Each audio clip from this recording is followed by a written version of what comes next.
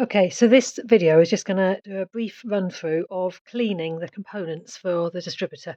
It's a slightly more controversial topic because people have very personal views about how these parts should be cleaned, but I'll go through some of the principles of it just in the basic terms so you've got an idea. So we talked before about the three pieces. So you've got the rotor arm here, you've got the points here, and you've got the distributor cap here, and I've got one here which is very, very knackered. So I'm going to start with the points. Now, as you know, these points open and close like that, so you can push on the heel and they will open. And they do get carbon on them, and they also get a build-up of metal as well. And as I was saying in a previous video, you shouldn't check the gap on them unless they are clean. So to clean them, what you want is some very fine wet and dry, like this. Now this is 400 grit wet and dry, and I've got a very small piece. And what I'm going to do is slide it in between the points. Now, ideally, what you're looking for is a sideways motion. So I'm just going to put a little bit of a gap.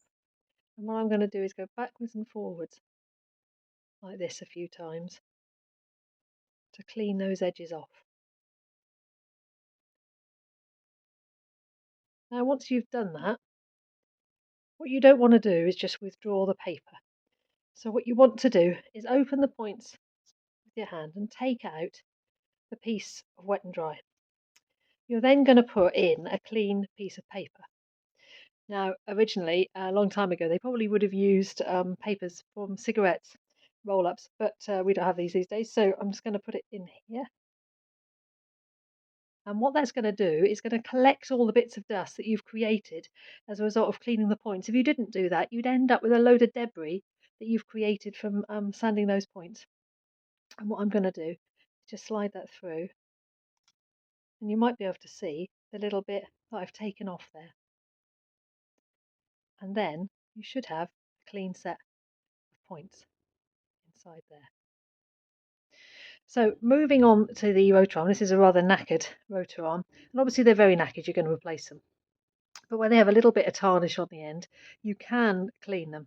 Now, if you were to look in the books, they would say that you need to use a sharp edge, like a screwdriver or a knife.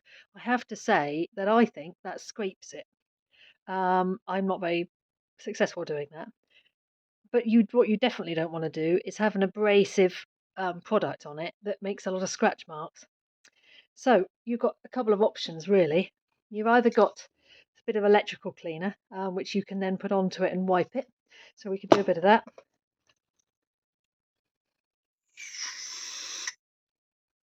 And that will take away some of the carbon. There you go. That's looking better already.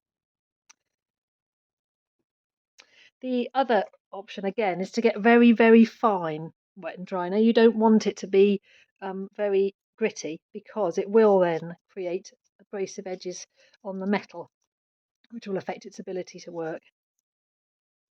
So I'm just going to clean that up very, very gently.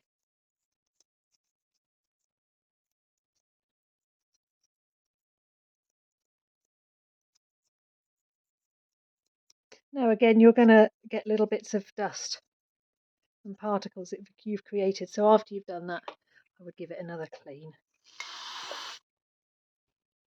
And I'll get a clean cloth and give that a little bit of a wipe.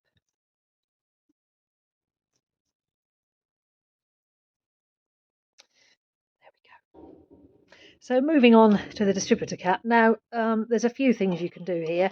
I would say generally, this isn't a very good example because this is a very knackered one, but generally speaking, what you would do is either put some spray onto a cloth and then wipe it, or put some spray into the inside of it. And again, this is electrical contact cleaner. So I'm just going to do that, and then I'm going to give it a good wipe out with a clean cloth. An electrical contact cleaner evaporates very, very quickly and doesn't leave any sort of residue or anything on it. So that's one option. The other things you can do are, some people use a cotton bud and again a bit of cleaner, and then you can go around the edges to clean them. Obviously making sure that you give it another spray through after you've done that. And some people even would get a toothbrush, and again, a bit of the spray on your toothbrush, not the one you're going to put in your mouth, and then would give it a clean round.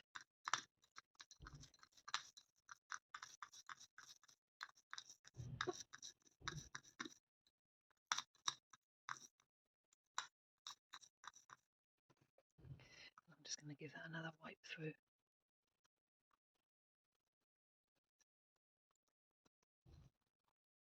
While you're there, it's always good to give these connections a good clean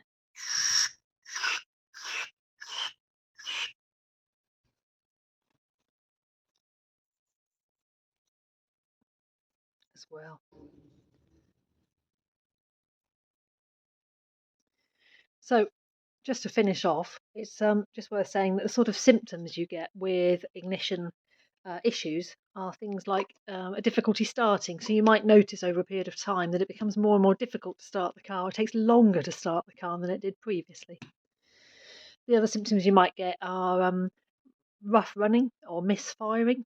You might find that it's a bit sluggish when previously it wasn't. So they're the sorts of things to look for when you are thinking about ignition. And if you start to get those symptoms, look at the ignition system to see if there's any problems with it, um, with any of these components, but also to do with things like the gap in the points as well. And there we go.